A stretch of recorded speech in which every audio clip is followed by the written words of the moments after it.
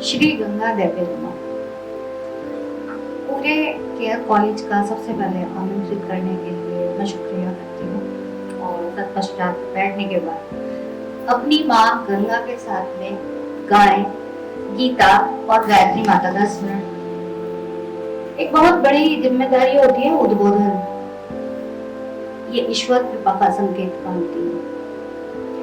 मेरे वक्तव्य का एक शीर्षक है कि आज जितने भी छात्र मेरे सामने बैठे हुए हैं, ये हमारा भविष्य है। ज्ञान का भंडार मोबाइल पर फूट रहा है।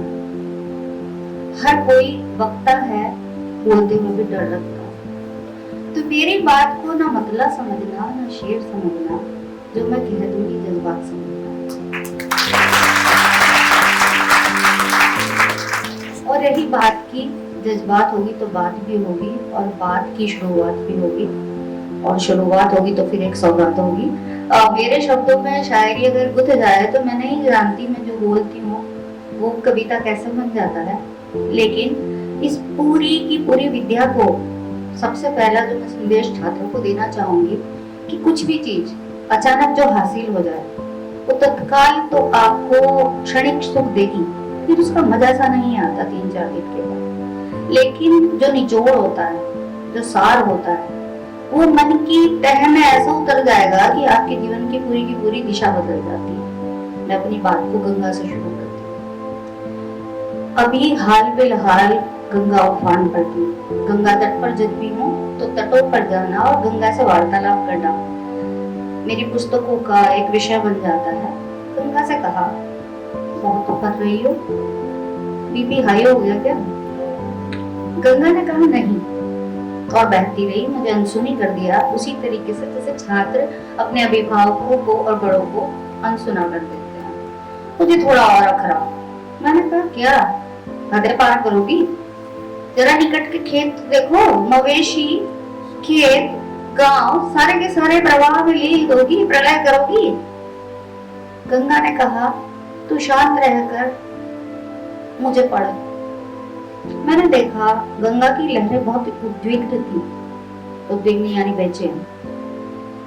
कभी कभी अंगड़ाई लेती थी, कभी कभी लहरें ऐसे ऐंठ रही थी जैसे पेट में मरोड़ उठ रही हो। तो जब कोई विचलित तो होता है तो उसकी अभिव्यक्ति शब्दों से नहीं होती, वो जज्बातों से होती है। तो मेरी बात को बहुत गहराई से समझना। हालांकि मैं गंगा की गहराई तक नहीं पहुंच पाई। गंगा एक ही चीज दिखा रही थी कि वो कहां से कहां आ गई है और कहां जा रही है। उसने बीच में विश्राम नहीं लिया है। हजारों ताने, अवहेलना, अपमान, अफवाहें उसके कान में भी कीचड़ के नालों की तरह पड़ती रहती हैं। पर क्या गति कभी रुकती है? नहीं। लेकिन मेरी उद्विग्नता वही थी जो आजकल के बच्चों की है। तो गंगा तो मां है। तो ब्रह्मांड के अनंत रहस्यों को समेटे हुए ये जो 5 चीजें मैं आपको बता रही हूँ, गंगा, गीता, गाय और गायत्री, ये सभी की सभी रूपक हैं। एक स्त्री का रूपक नहीं है, एक मनुष्य का रूपक है। उसी प्रकार से हमारा जन्म किन परिस्थितियों में होता है और फिर हम कहां से कहां सफर करते हैं, फिर सब पीछे छूटता जाता है और संघर्ष और कठिनाई आगे की आगे बढ़ती चली जाती है। हालांकि गंगा जूझती है जैसे कि एक विवश मां जूझती है, जैसे कि एक विवश पिता जूझता है, लेकिन वह अपनी चाल कभी भी थिर नहीं करती। वह लगातार चलती ही रहती है, चलती ही रहती है।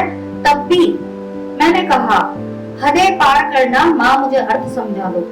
तो बोली, रे मेनका, तुम भी हदें पार करो, लेकिन काबिलियत की। तो मैं सभी छात्रों को, जैसे मायके से कोटी लाती है गंगा और फिर जीवन का पूरा मार्ग तय करती है, मैंने भी अनुभवों की गठरी की एक छोटी सी पुड़िया आपको दी है कि आप भी हदें पार करना, मगर काबिलियत की हदें पार करना।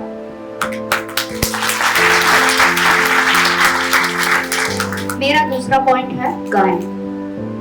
गाय का अस्तित्व उसी तरीके से संकट में है जिस प्रकार से गंगा का। अभी हाल फिलहाल मैंने अनिल बलूनी जी के कहने पर गाय पर एक एल्बम सॉन्ग लिखा है, जो कि रैप तो बिल्कुल नहीं है। उसे शीघ्र ही आप बड़े पर्दे पर भी देखेंगे, लेकिन सब कुछ फाइनेंसर के ऊपर डिपेंड करता है। मेरा कार्य था लिखना, और लिखना कभी भी आप व्यवसाय से नहीं जोड़ सकते। ठीक उसी तरीके से जैसे नर्सिंग जो शब्द है आपको, जो इतना सुंदर आपके इंस्टीट्यूट के ऊपर में बोर्ड पर देख रही थी, उड़ान हौसलों की, तो जो लगातार आकाश की ओर देखता है एक दिन हौसले उड़ान भरते हैं। तो मेरी शुभकामनाएं हैं इस पूरे के पूरे कॉलेज को। गंगा के जरिए और गाय के जरिए मैं आपको यही चीज बताना चाहती हूँ कि सिर्फ 6 मिनट में लिखा गया गाना सेलेक्ट इसलिए हुआ कि मैंने एक ही पॉइंट ऐसे लिखा था कि मैंने एक ही बात कही कि जिस पॉलिथीन के दूध को आप अपने गाय के बच्चे के मुख से छीन के कुत्ते और बिल्लियों को पिला रहे हैं, उसी पॉलिथीन को खाकर तो गाय मर रही है।